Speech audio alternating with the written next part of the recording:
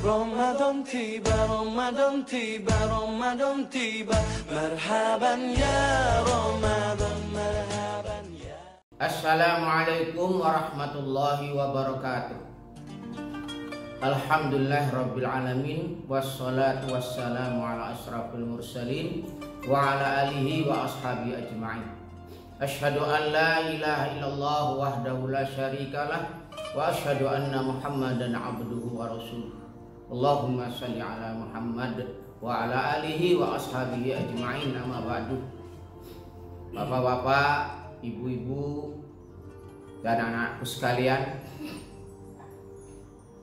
alhamdulillah sampai siang hari ini atau pada hari ini kita masih diberi anugerah oleh Allah kehidupan, keimanan, kesehatan, sehingga kita bisa menikmati kehidupan sampai hari ini. Tapi di balik itu semua, sekarang ini kita sedang susah, sedang mengalami musibah yang berat. Virus corona, virus COVID-19 ini adalah sesuatu yang membuat kita susah. Tidak saja pada aspek kesehatan, tapi juga ternyata menimbulkan susah bagi kita pada aspek ekonomi. Sekarang ini banyak orang yang ODP. Apa itu ODP? Orang jadi pengangguran. Lalu ada yang PDP, pasien dalam pengawasan, tapi dengan kata lain pas jadi pengangguran. Ibu, bapak, dan anakku semua, ini semua adalah musibah, bencana. Islam mengajarkan kepada kita bagaimana kita menyikapi suatu bencana. Islam mengajarkan kepada kita ada 3 sudut pandang apabila terjadi bencana pada diri kita atau pada bangsa kita atau pada siapapun. 3 bencana, 3 sudut pandang itu adalah: 1, bencana adalah merupakan azab dari Allah. Yang kedua, bencana adalah peringatan dari Allah. Dan yang ketiga, bencana adalah ujian dari Allah. Yang pertama, bencana adalah merupakan azab dari Allah, khususnya bagi orang-orang kafir yang tidak mau tunduk, patuh, taat, ibadah pada Allah. Maka oleh Allah diberi sebagian adab sebelum adab sebenarnya di akhirat. Ada seorang raja besar, kekuasaannya sangat besar, sangat lama dia berkuasa, 400 tahun. Namanya Raja Namrud. Karena saking lamanya dia berkuasa, saking besarnya kekuasaannya, sampai dia menyatakan dirinya adalah Tuhan. Saya adalah Tuhan. Maka datanglah Nabi Ibrahim alaihissalam kepadanya. Wahai Namrud, kamu bukan Tuhan. Tuhan itu Allah. Allah itu bisa menghidupkan, bisa mematikan. Kata Namrud, saya juga bisa menghidupkan, bisa mematikan. Coba saya suruh tentara saya tangkap Ibrahim, bunuh, mati kamu. Tapi kalau saya bilang pada tentara saya, jangan kamu bunuh Ibrahim, hidup. Nah, berarti saya bisa menghidupkan, bisa mematikan. Baik, kata Nabi Ibrahim. Allah itu, Tuhan itu menerbitkan matahari dari timur. dan menenggelamkan ke barat. Kalau kamu memang Tuhan, nah sekarang pindah, terbitkan matahari dari barat, tenggelamkan di timur. Bingung dia, Raja Namrudnya bingung. Katanya Nabi Ibrahim, kamu bukan Tuhan, Tuhan itu Allah, kamu harus tunduk patuh taat pada Allah. Tidak mau, saya Tuhan, tidak ada yang lain jadi Tuhan, saya. Maka oleh Allah kemudian dikirim nyamuk, masuk telinganya, masuk otaknya, nyamuknya terus muter-muter dalam otaknya. Dia bingung, pusing kepalanya, dia pukul dengan palu, mati dia. Namrud kena azab Allah di dunia, belum lagi nanti di akhirat. Ada lagi raja namanya Fir'aun, dikirim oleh Allah azab kekeringan lama, kelaparan. Lalu dia minta pada Nabi Musa, Musa, sesuai dengan janjimu, minta pada Tuhanmu supaya kekeringan ini berhenti. Didoakan oleh Nabi Musa, berhenti. Ayo sekarang kamu bertuhan Allah, jangan ngaku-ngaku Tuhan kamu. Karena Fir'aun menyatakan, Ana Rabbukumul A'la, saya ada Tuhan yang maha tinggi. Tapi pas kekeringan dia tidak bisa apa-apa, minta pada Musa supaya minta pada Allah supaya diberhentikan kekeringan. Sekarang kamu harus bertuhan Allah. Tidak mau, saya Tuhan yang maha tinggi. Lalu apa yang terjadi? Dikirim oleh Allah belalang yang banyak. Bingung dia, Musa doakan pada Tuhanmu supaya belalang ini berhenti. Ayo bertuhan Allah. Tidak mau. Dikirim kodok, dikirim kutu, lalu air menjadi darah. Ayo bertuhan Allah. Tidak mau. Sampai akhirnya Fir'aunnya ditenggelamkan oleh Allah. Nah, yang mengaku Tuhan yang maha tinggi diazab oleh Allah. Sebagian azab di dunia, nanti azab di akhirat. Bapak, Ibu, dan anakku semua, bencana yang pertama adalah merupakan azab dari Allah. Kemudian yang kedua, bencana adalah peringatan dari Allah. Ini bagi orang yang beriman, yang senang maksiat, yang tidak mau ibadah, diingatkan oleh Allah supaya dia jadi baik. Allah berfirman, A'udzubillahi minasyaitonirrajim. Bismillahirrahmanirrahim. Dhaharal fasadu fil barri wal bahri bima kasabat aydin nas liyudhiqahum ba'dalladzi 'amilu la'allahum yarji'un. Tampak jelas kerusakan di darat dan di laut sebab perbuatan tangan manusia. Kerusakan di darat, di laut, dengan segala macam kerusakan. Ada kerusakan bencana dari atas, angin puting beliung, topan, badai, hujan yang ekstrim, lalu terjadi banjir.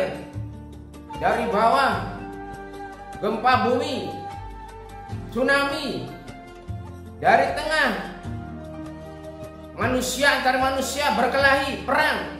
Nah, sekarang ini yang terjadi juga dari tengah ini. Apa? Virus corona. Ini sebenarnya peringatan. Bagi orang yang beriman ini peringatan. Ayo, kamu nang sadar. Ini baru sebagian loh. Liyudhiqahum ba'dalladzi 'amilu. Baru sebagian azab Allah. La'allahum yarji'un, agar kamu itu kembali kepada Allah, taubat. Wahai orang-orang yang beriman, wahai orang-orang Islam, taubat pada Allah. Ingat pada Allah. Yang sedang maksiat, berhenti.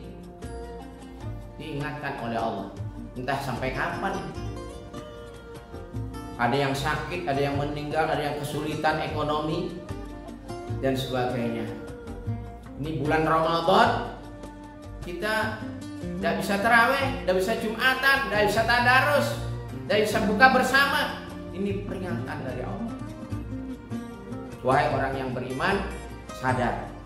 Termasuk saya, kita semua harus sadar kembali lebih baik pada Allah. Mumpung bulan Ramadan kita lebih taat lagi pada Allah. Kemudian yang ketiga, azab adalah ujian dari Allah. Anak-anak yang mau naik kelas perlu ujian dah? Perlu. Yang mau naik dari SD ke SMP ada ujian? Ada. SMP ke SMA ada ujian? Ada. SMA mau ke perguruan tinggi lulus ada ujian? Ada. Begitu juga keimanan kita. Keimanan kita juga perlu diuji supaya iman kita ini naik. Diuji lulus naik, diuji lulus naik. Kalau tidak ketahuan iman kita ini kelas berapa? Kelas SD, SMP, apa SMA atau perguruan tinggi, perlu diuji supaya nanti kalau kita masuk surga, kita ini pantasnya surga kelas berapa? Kelas VIP apa kelas bawah? Mudah-mudahan kita masuk surga. Ujian. Nah, bentuk-bentuk ujian itu terdapat dalam surah Al-Baqarah ayat 155 dan 156. Bismillahirrahmanirrahim. Wa nabluwannakum bisyai'im minal khawfi wal ju'i wa naqsim minal amwali wal anfusi wath thamarat wa basyiris sabirin. Alladzina idza asabatuhum musibatun qalu inna lillahi wa inna ilaihi raji'un. Ulaika alaihim salawatun min rabbihim wa rahmah wa ulaika humul muhtadun. Wa lanabluwannakum bisyai'im minal khawf, dan pasti sungguh-sungguh kami akan uji kamu. Nah, orang yang beriman pasti diuji oleh Allah, tidak bisa tidak. Apa ujiannya? Bisyai'im minal khawf, dengan sesuatu yaitu ketakutan. Nah, sekarang ini manusia pada takut. Mau keluar rumah takut. Mau salaman takut. Mau berdekatan takut. Jaga jarak. Wah. Lah kok nggak dekat-dekat? Nanti kena corona. Takut. Belum lagi takut tentang ekonomi. Ini berapa lama ini corona ini berjalan begini? Pekerjaan sudah tidak kerja. Ya kalau yang pensiunan dapat, yang pegawai negeri suruh kerja di rumah, enak saja gaji datang. Yang pekerja harian, termasuk para ustadz yang pengajiannya istirahat, wah sampai kapan ini? Ada rasa takut. Ujian. Keimananmu sampai di mana menghadapi ujian ketakutan ini? Kemudian wajul, ujian kelaparan. Kemarin ada yang mati bukan karena corona, tapi mati karena kelaparan. Ada itu di TV. Ini di mana-mana orang pada lapar. Oleh karena itu lalu banyak bagi sembako, bagi makanan, bagi apa, untuk saling tolong menolong. Karena ini ujian, harus kita tanggung bersama, tolong menolong di antara kita. Ujian kelaparan. Wa naqsim minal amwal, kekurangan harta. Ada teman pabriknya tutup, karyawannya diistirahatkan tanpa bayar, masya Allah. Terus gimana? Kekurangan harta. Ini ujian. Sejauh mana kita diuji oleh Allah bisa bertahan baik. Kemudian kekurangan jiwa. Wa naqsi minal amwal wal anfus, kekurangan jiwa, banyak yang mati. Tiap hari ada yang mati. Ditolak lagi dari kuburan. Jangan, tidak boleh kubur sini, kubur sana. Masya Allah. Ya, ini ujian. Wa naqsi minal amwal wal anfus was thamarat, kekurangan buah-buahan. Tapi dibalik semua itu, wa basyiris sabirin, dan beri kabar gembira orang yang sabar. Nah, jadi kalau kita orang yang beriman yang diuji oleh Allah ini sabar menghadapi ujian-ujian ini, maka oleh Allah ada kabar gembira. Wa basyiris sabirin. Nanti di balik kesusahan ini ada kemudahan, ada kabar gembira. Apa itu? Ya tunggu aja apa katanya Allah. Sampai kapan itu? Sampai-sampai kalau zaman dulu itu para nabi, para rasul dan sahabat-sahabatnya itu kalau diuji bermacam-macam itu sampai mereka berkata, mata nasrullah, kapan datang pertolongan Allah? Kapan datang pertolongan Allah? Katanya Allah, ala inna nasrallahi qarib, maka sesungguhnya pertolongan Allah itu dekat, kamu kudu sabar. Pertolongan Allah itu dekat kapan? Ya sedekat kamu berkeyakinan kepada Allah, sedekat kamu ibadah kepada Allah. Wa basyiris sabirin. Siapa orang yang sabar itu? Alladzina idza asabathum musibatun qalu inna lillahi wa inna ilaihi rajiun. Yaitu orang-orang yang apabila ditimpa musibah, dia berkata inna lillahi wa inna ilaihi rajiun. Sungguhnya kami ini milik Allah dan akan kembali kepada Allah. Orang yang sabar itu menghadapi ujian, pasrah dia kepada Allah. Ya Allah, diriku ini milikmu ya Allah, terserah engkau ya Allah, tolong ya Allah. Pasrah. Kemudian sikap orang yang sabar itu ada 3. Ada sabrun fit ta'ah, sabar dalam taat. Kedua, sabrun an maksiyah. Dan yang ketiga, sabrun fi musibah, sabar pada saat musibah ini. Yang pertama, sabrun fit ta'ah, orang yang betul-betul sabar, yang betul-betul ibadah pada Allah, beriman kepada Allah, dia sabar, maka dia tetap ibadah kepada Allah. Nah, kita kena ujian macam-macam ini, bagaimana tetap ibadah pada Allah, berdoa pada Allah, zikir pada Allah, atau melakukan hal-hal yang nggak benar. Kenapa tidak sholat? Saya pusing, banyak masalah, tidak mau sholat. Itu namanya tidak sabar. Itu tidak sabrun fit ta'ah. Kemudian yang kedua, sabrun an maksiyah, sabar menolak maksiat. Dalam kondisi seperti ini, penuh kesusahan ini, kesulitan ekonomi ini, sementara istri anak lapar, apa yang harus dilakukan? Ada yang ngajak, ayo mari. Apa? Ngerampok. Enggak mau. Lah kamu kan susah, kapan lagi? Mumpung ada ini aman, kita rampok saja. Enggak, sabrun an maksiat. Ada lagi ajakan-ajakan yang lain untuk berbuat maksiat. Ayo ngedar narkoba. Enggak mau. Tolak. Itu namanya sabrun an maksiyah. Nah, kemudian yang ketiga, sabrun fi musibah. Nah, apapun yang terjadi musibah ini, sabar, pasrah pada Allah, ya. Banyak berdoa, zikir, istighfar, minta ampun pada Allah. Ya Allah, bisa jadi ini banyak dosa atas kami ya Allah. Astagfirullah ya Allah. Atau seperti Nabi Yunus yang dimakan ikan, lalu dalam ikan dia sadar bahwa apa yang dia lakukan salah. Jadi dalam perut ikan dia berkata, Bismillahirrahmanirrahim, la ilaha illa anta innaka kuntu minadh dhalimin. Tidak ada Tuhan kecuali Engkau ya Allah. Aku termasuk orang yang zalim ya Allah. Aku minta ampun kepadamu ya Allah. Maka oleh ikan dibawa ke pinggir, dimuntahkan. Dia tobat. Nah inilah orang yang beriman.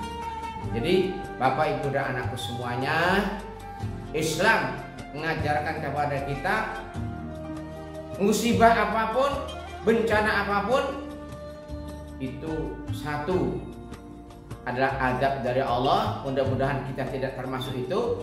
Yang kedua, ujian, peringatan dari Allah. Karena orang beriman banyak dosa diingatkan oleh Allah. Kalau kita masuk ini, segera sadar, taubat pada Allah. Yang ketiga, ujian. Mudah-mudahan kita kuat menghadapi ujian-ujian ini. Tetap sabar, tetap ibadah kepada Allah Subhanahu wa Ta'ala. Amin. Demikian Bapak Ibu dan anakku semuanya, mudah-mudahan manfaat. Billahi taufiq wal hidayah. Assalamualaikum warahmatullahi wabarakatuh.